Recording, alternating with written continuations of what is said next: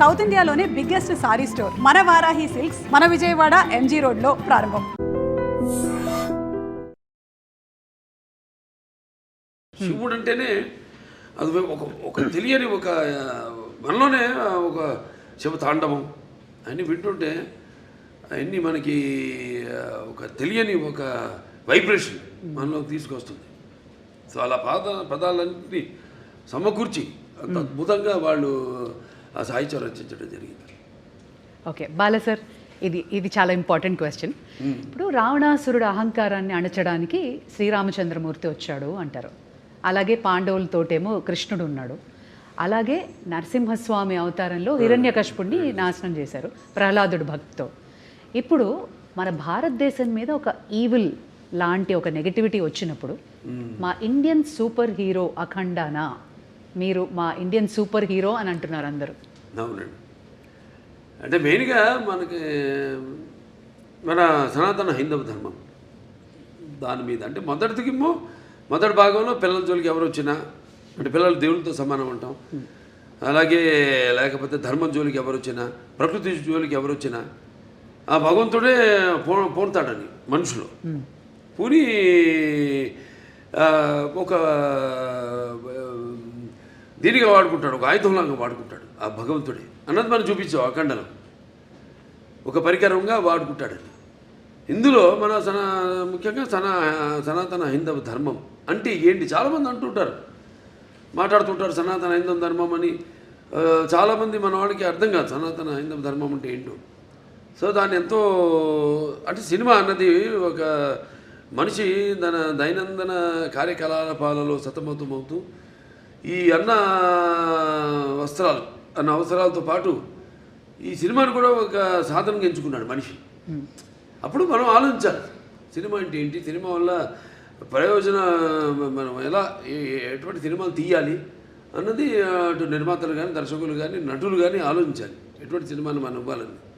So అటువంటి సనాతన ధర్మం మనం ఇప్పుడు జరుగుతుంటే ఈ సినిమాలో తాకతాళీయం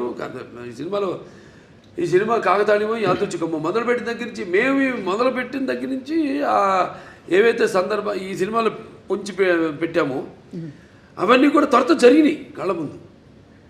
అది విశేషం. సో ఇప్పుడు హైందవ ధర్మం అంటే ఏంటి, దాని యొక్క శక్తి, దాని యొక్క గౌరవం, దాని యొక్క పరాక్రమం ఏంటి అన్నది. దాని తర్వాత మన సనాతన హైందవ ధర్మానికి మూలాలైన సత్యం కోసం పోరాడాలి, ధర్మంగా మనం జీవించాలి, లేకపోతే అన్యాయం ముందు మనం తల వంచకూడదు, ఇవన్నీ. సో చాలా అది నేను చెప్పినట్టు యాదృచ్ఛికమో కాకతాళీయమో సినిమా షూటింగ్ మొదలుపెట్టి మాకు తెలుసా ముందు మేము ఏదైనా బ్రహ్మంగారమా లేకపోతే నాస్ట్రాడామస్మా ముందే ఇట్లాంటి జరుగుతాయని చెప్పడానికి లేకపోతే తీయడానికి సినిమాలు పొందుపరచడానికి. సో మేము మొదలుపెట్టాక అన్నీ జరిగినాయి. ఇప్పుడు మొన్న ఇక్కడ కాశ్మీరు గుల్మార్గ్లో అయితే జరిగింది, అవన్నీ మేము ముందే షూట్ చేసాము ఇక్కడ ఈ సినిమాలు త్వరతో జరిగినాయి అవన్నీ.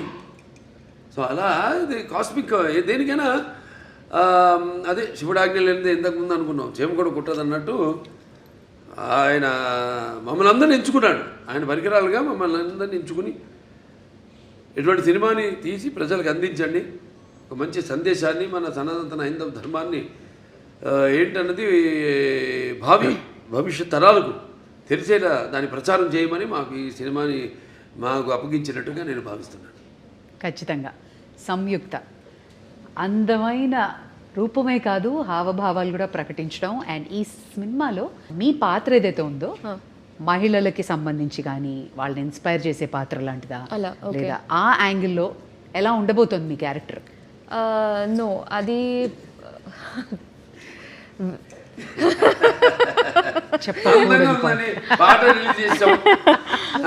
పాట రిలీజ్ చేసాం మన సాంగ్ బ్రహ్మాండంగా.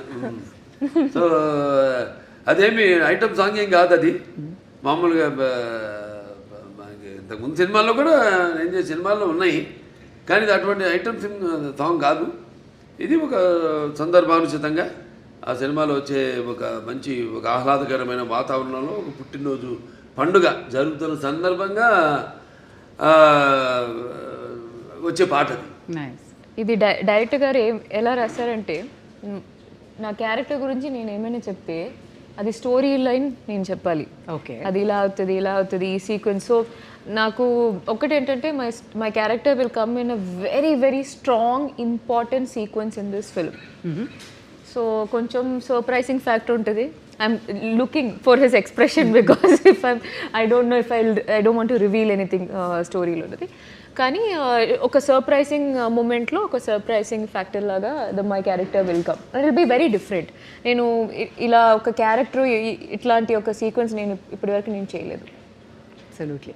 ఇలాంటి సినిమాల్లో కొంచెం డివైన్ ఎలిమెంట్స్ ఉన్నప్పుడు ఏమైనా రెఫరెన్సెస్ తీసుకోవడం, హోంవర్క్ చేయడం లాంటి జరిగిందా? No, fortunately, I don't have to do any extra homework for something related to this. I mean, because that's something that's part of my life. So just because I'm doing a film, I don't have to do an extra homework because this is part of my life. ఇప్పుడు నేను వేరే ఏమైనా ఒక police character అట్లాంటి ఏమైనా చేయాలంటే నేను homework చేయాలి దాన్ని బట్టి. But this is like I was very excited. First of all when this movie first part release అయ్యేప్పుడు I was just entering Telugu cinema. So మనం కొంచెం అలా ఆలోచిస్తే విల్ బీ లైక్ పెద్ద హిట్ అని తెలుసు అప్పట్లో.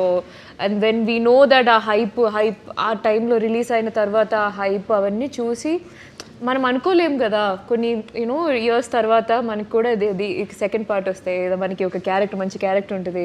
Will not think all that. So అలా ఆలోచిస్తే that in the bigger picture it all feels good and nice. Exactly, I was about to ask. First చూసినప్పుడు అఖండ చూసినప్పటికీ అందరికీ అసలు ఒక యూఫోరిక్ మూమెంట్ వచ్చేసింది సార్ని చూసి. అవును. సెకండ్ పార్ట్లో నేను ఉంటానని మీకు అనిపించింది అప్పుడు? అసలు ఎలా మనం ఆలోచన కూడా లేదు. See so it was a surprise. First of all నేను నాకు ఈ కాల్ ఈ క్యారెక్టర్ ఎలా యాడ్ చేశారు because in the first part there is a different heroine and then how that is transitioning. So I'm not we are not paired in this movie. So I play a very important character. So ఆ క్యారెక్టర్ని ఈ స్టోరీలో ఎలా blend చేశారు ఇవన్నీ చాలా ఉన్నాయి మూవీలో. ఐ వాంటెడ్ టు ఆస్క్, మనకి దేవుళ్ళ కథలు ఇవన్నీ తెలియాలంటే అమ్మ, నానమ్మ, అమ్మమ్మలు వీళ్ళే చెప్తారు.